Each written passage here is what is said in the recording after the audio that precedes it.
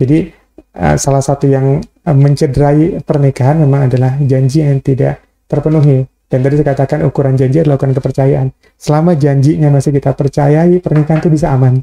Ya, hubungan relationship ini masih bisa aman.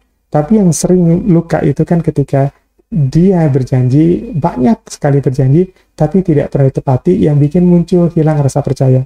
Sebenarnya masalahnya bukan tentang ucapannya, bukan tentang berapa kali dia mengatakan janjinya, tapi ketidakpercayaannya ini yang jadi masalah. Ya, kita sudah tidak percaya lagi, karena masih banyak loh orang yang berjanji terus dan dipercaya oleh pasangannya. Ada loh yang tiap hari dia nggak punya apa-apa, tapi dia punya banyak janji buat anak istrinya, ya, tapi masih dipercaya oleh anak istrinya.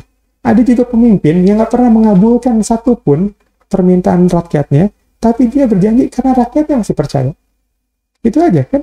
Kadang-kadang kita nemuin pemimpin, ini nggak kritik siapa-siapa yang enggak ya, tapi ada orang kadang pemimpin masih dipercaya. Kenapa masih ada rasa percaya? Ya masalahnya kalau udah rasa percaya kan memang ya bukan lagi tentang dia belum terpenuhi, tapi ya dia harus diproses. Ya. Selalu akan ada pembelaan bagi setiap rasa percaya. Ya, jadi ketika ada orang bicara terlalu banyak janji, kemudian tidak dipenuhi, permasalahan utama dan kenapa kita enak ngedengarnya, mungkin karena rasa percaya kita sudah hilang, trust-nya kita hilang. Dan kenapa rasa percaya itu hilang? Ya tadi, faktornya 3 tadi, salah satunya, faktor pendukungnya itu hilang. Dia situasi mendukung kita nggak percaya lagi dengan omongan dia, gitu ya. Kemudian karakter kita mungkin memang sudah ya begini, dan karakter dia juga seperti itu, kita nggak percaya lagi dengan janji-janji perubahannya, gitu ya. Data yang ketiga tadi adalah faktor-faktor ketidaksamaan rasa atau rata equality ya, persamaan hak dan lain-lain. Kita merasa ada yang nggak sama dengan apa yang dia lakukan, dengan ucapan dan lain-lainnya terhadap perlakuannya pada kita. Kalau dalam psikologi itu ada teori triangle of love, ada teori tentang segitiga cinta. Jadi cinta tuh punya 3 faktor. Kata dia yang pertama itu adalah intimacy atau keintiman. Itu gejalanya adalah keinginan dari kita senang banget ngobrol, senang banget diskusi, senang tukar pikiran, senang tukar pandang, ya itu enak diajak ngobrol. Itu adalah ada cinta yang terbangun karena nyaman. Nggak ganteng sih, nggak cantik sih, tapi saya nyaman loh ngobrol sama dia. Nah itu karena keintiman kita, kedekatan. Ada juga cinta yang muncul karena gairah. Ya, faktor kedua, cinta itu segitiganya, pertama adalah keintiman, yang kedua adalah gairah. Gairah ini memang sifatnya lebih banyak bicara biologis, tentang fisik, ya, seksologi, itu memang bicara seperti itu. Jadi memang kebutuhan biologis dari apa yang dia lihat, apa yang dia pandang, gitu ya. Jadi, wah cantik, enggak, kurus, enggak, gitu ya. Nah, ini walaupun selera dan sangat-sangat subjektif, tapi cinta itu memang salah satunya ada yang muncul dari sana. Dan yang ketiga, cinta itu muncul lewat sebuah komitmen. Jadi, komitmen atau sebuah keputusan menikah, keputusan mencintai, keputusan menjadi suami, dan lain-lain. Nah, cinta itu ada 3 tadi. Nah, kata teorinya itu memang nanti dalam perjalanannya ada yang dominan pada satu dan ada juga yang berjalan semua. Pernikahan yang ideal memang pernikahan yang 3-3-nya lah. Ada keintiman, enak diajak ngobrol. Ada juga, maaf ya, gairah yang tidak hilang, ya, gairah yang terus tumbuh. Ada juga yang komitmennya. Gairahnya ada, keintiman ada, dan komitmen untuk bersamanya ada. Nah, ini yang ideal, ya, walaupun tidak semua orang ideal gitu ya.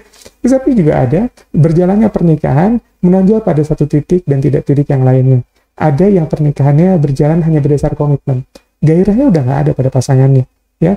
Ngobrol juga nggak pernah. Ini komitmen aja, janji-janji aja, ya, nguatin janji supaya gaji, supaya apa yang tadi saya katakan tadi, itu ada. Ya, kalaupun tidak menjadi seorang yang buruk, ya paling tidak dia hanya, ya saya tidak mau cerai aja, nggak enak kalau udah cerai, omongan tetangga gimana, omongan orang gimana, maka saya harus bertahan gitu ya. Untuk apa? Untuk menjaga komitmen saya. Walaupun dia nggak ada gairah, walaupun nggak ada keintiman, tapi itu juga bagian dari cinta, gitu ya. Kemudian ada cinta juga yang isinya murni gairah, ya, dia isi dengan gairah, tidak ada janji, ya, tidak kuat gitu ya, dan juga tidak kuat pada kata keintiman. Ini sering disebut dengan crazy love atau cinta gila. Cinta gila tuh jadi memang fisik yang membuat dia mencintai. Ya, dia tidak senang ngobrol, datang bak-bik-buk ke tempat tidur, pergi gitu ya. Komitmennya juga enggak. Ya memang sangat-sangat fisik, dan ini banyak kejadiannya ya. Banyak kejadiannya, dan biasanya memang cinta gila ini memang memandang sesuatu di luar jangkauan. Ya, jadi memandang sesuatu berbeda karena khayalnya tinggi. ya khayalnya tinggi. Dan persoalannya memang cinta ini yang paling cepat tumbuh, tapi juga paling cepat hilang. Ya, cinta karena gairah itu yang paling cepat tumbuh. Begitu ngelihat cantik, begitu ngelihat ganteng gitu ya, wah langsung cinta tuh, bisa. Dilamar mau, langsung pengen ngelamar. Ini yang paling cepat tumbuh. Faktor yang paling cepat bikin kita jatuh cinta itu gairah. Tapi ini juga faktor yang paling cepat hilang dari perkawinan. Ya, gairah ini paling cepat hilang. Kenapa? Karena fisik itu paling sulit untuk dijaga. Ya, paling sulit untuk dijaga. Oh, begitu ada perubahan fisik dikit atau melihat yang lain ya, ini bisa berpindah dengan segera. Ini gairah ini makanya disebut crazy love, cinta yang gila gitu ya. Kenapa? Tumbuhnya bisa seketika, tapi hilangnya pun bisa sekejap. Dia usia yang paling cepat, tapi yang paling cepat hilang dari perkawinan biasanya juga suka gairah ini. Makanya hati-hati kalau kita menggunakan cinta dominan pada gairah. Dan ada bentuk-bentuk cinta sampai 8 bentuk ya, yang kombinasi, kalau kita pelajarin bukunya, itu ada, itu kombinasi dari 3 titik ini. Itu ada orang yang kuat dengan komitmen dan gairah, tapi nggak intim gitu ya. Ada yang kuat pada keintiman, tapi nggak ada yang lain. Nah, seperti itu. Atau tadi ada orang yang kuat pada keintiman doang. Senang banget ngobrol. Jadi pasangan tuh diajak kayak teman diskusi yang paling enak, sharing enak, berbagi enak. Walaupun kalau udah ngomong ya tidur ya, nggak gairahnya nggak tinggi-tinggi banget sebenarnya gitu ya. Terus ya komitmennya kadang-kadang juga dipertanyakan, kadang-kadang masih maaf ya jajan di luar dan lain-lain. Dan kenyataannya memang banyak seperti itu. Tapi pasangannya tetap dijaga karena dia merasa pasangannya itu adalah teman yang paling baik buat dia, teman yang paling bisa mendengarkan ya.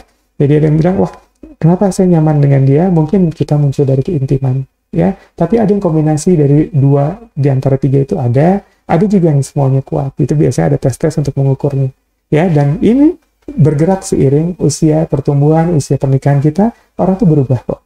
Ada yang tadinya gairahnya kuat, lama-lama gairahnya mulai menurun, nah, gitu ya. Dan pernikahan dengan janji tadi, janji itu maksudnya komitmen.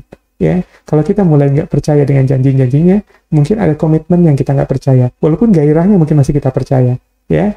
Walaupun keintimannya mungkin masih kita percaya, tapi kita nggak percaya dengan komitmennya. Nah, makanya tugas kita memenuhi janji adalah tugas kita mempertahankan cinta yang berbentuk komitmen. Ya, itu perlu untuk kita jaga juga. Begitu, Mbak Fit.